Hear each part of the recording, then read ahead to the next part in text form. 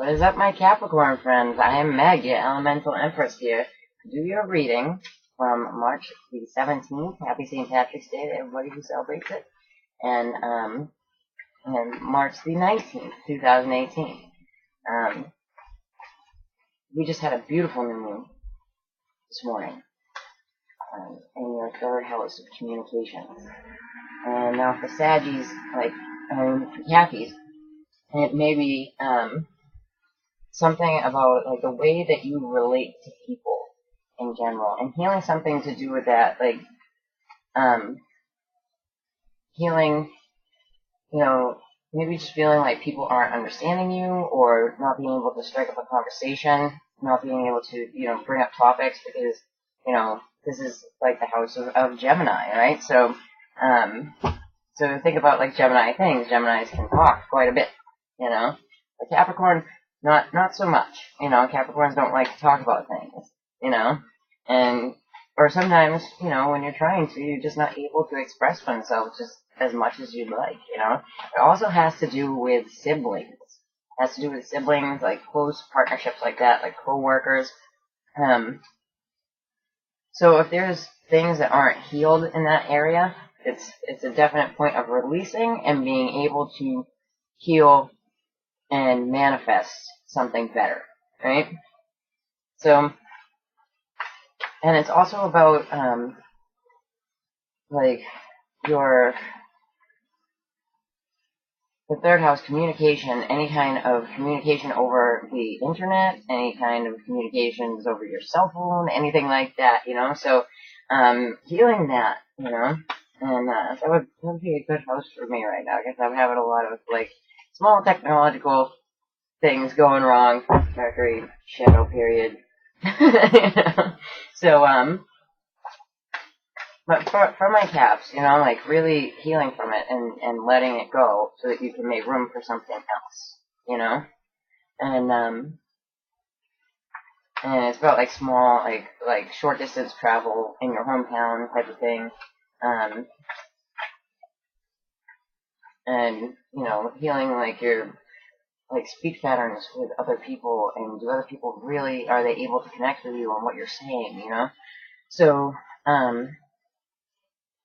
later on, tomorrow, we have, the Moon conjunct Chiron. So this is going to be giving us even more healing ability to do this, with your siblings and everything that I just said, and it's going to be setting you up for the next year, the next astrological year, because this is the end of the astrological year, and we'll be going to Aries this week. And I think it's great because we get 3 real kickstarts to the year. We get the January 1st, we get the Chinese New Year, which is February 15th, and we get the new astrological year. So if you didn't get your, come up from the rest of them, now is the time. So, okay, my Caps. And, oh yes, today, on the 17th, the planet Mars goes into Capricorn, so this is big deal stuff for you, right? So you can take action, and Mars is exalted in Capricorn. So you can take action on pretty much your whole life, you know what I mean? And really be able to drive these things home, and especially, with work and things like that, absolutely, it's just a great placement, and I'm very thankful for it. And then later on this week, we're going to be seeing, how good this placement is, because it's bringing about a square, and squares are tense, but it's about the truth, in your working environment, right? So it's good. It's good stuff, And, yeah, so I'm going to be pulling one card for you from the Tarot of the Tattooed Age to oversee everything. Alright, and forget who got this. Somebody else got this.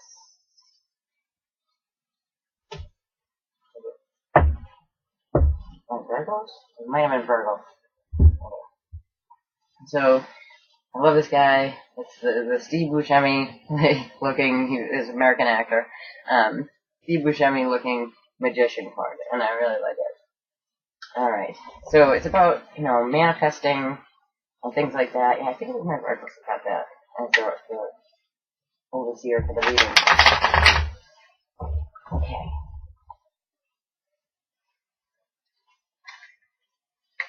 So if you have like a Virgo sun, moon, or rising, and you're watching this for a different sign, then yeah, I'd say it's for you. Okay.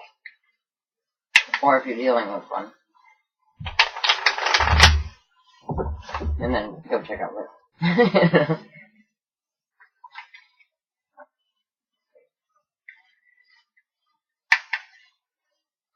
And I kind of, for now, I stopped messing around with Facebook because it's another thing that is broken because of the Mercury shadow period. I'll be happier when it gets to Mercury retrograde, which is also starting this week. If you'd like, then go over there and like me on Facebook, and as soon as I'm able to get it going and get enough likes over there, I will be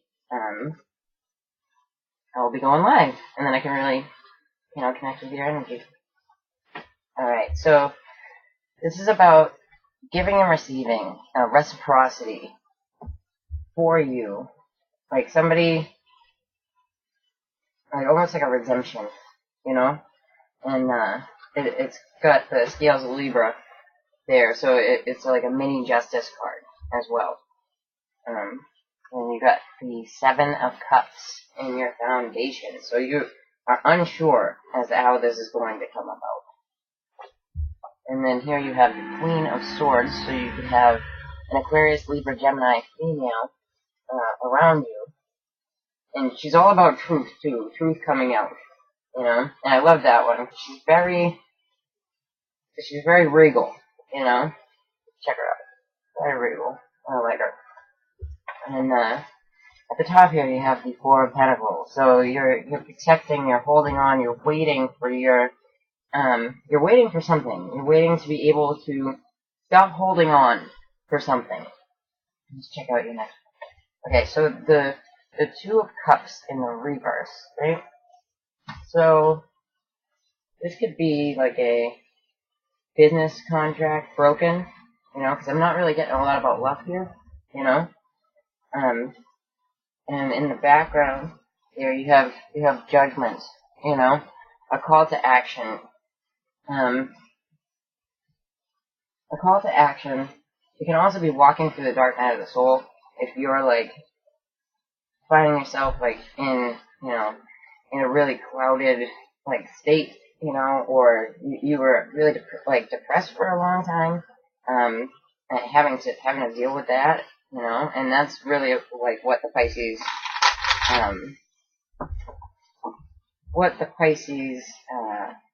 new moon can bring us. It can bring us out of depression about certain things because it is the watery energy of Pisces.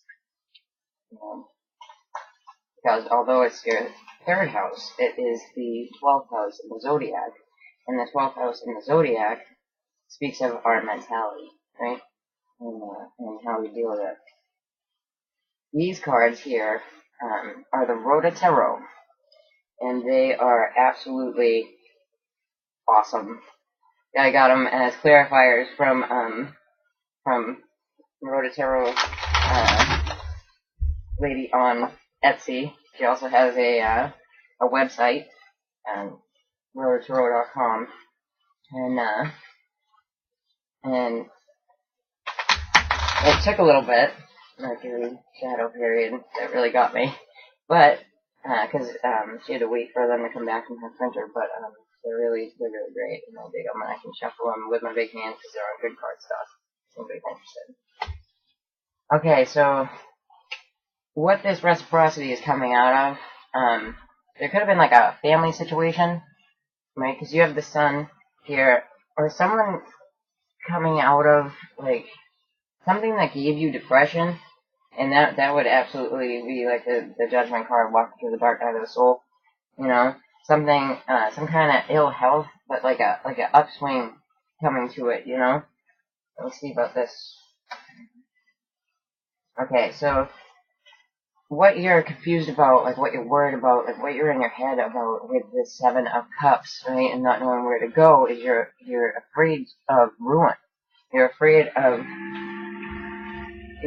like a bitter end. And in this deck, she has little excerpts at the bottom of each card. In this deck, she calls it the Lord of Ruin,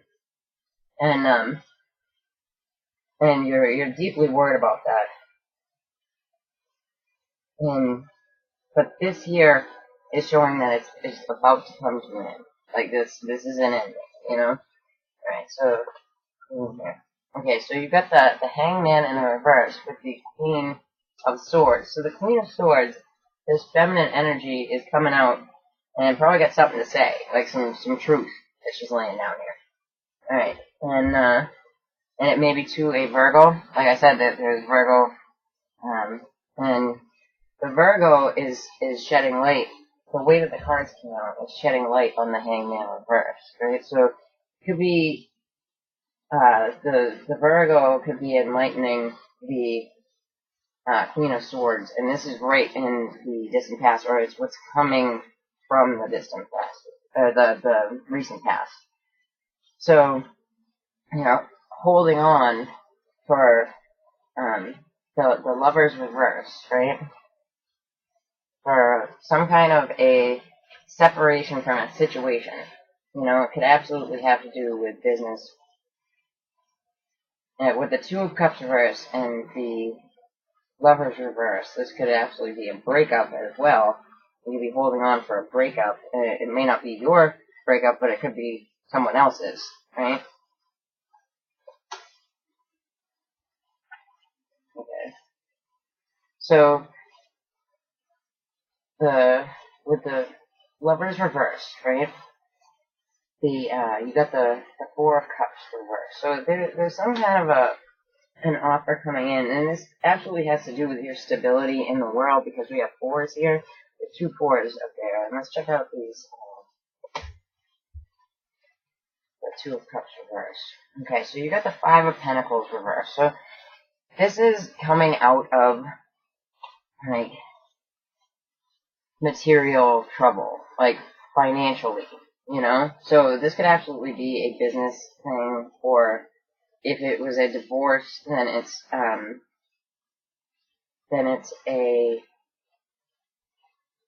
like a divorce settlement type of scenario. Alright, so, but then you have the Lord of Material Happiness in this deck, right?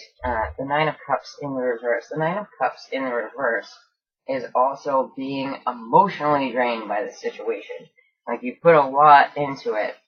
And, yeah, so then you have the Knight of Pentacles in the reverse. So, you know, this could be about you being really stubborn, right? So a situation, like, other than that, it's not going anywhere. You're coming out in a better financial situation, but this business partnership, this marriage, this, you know, friendship is done.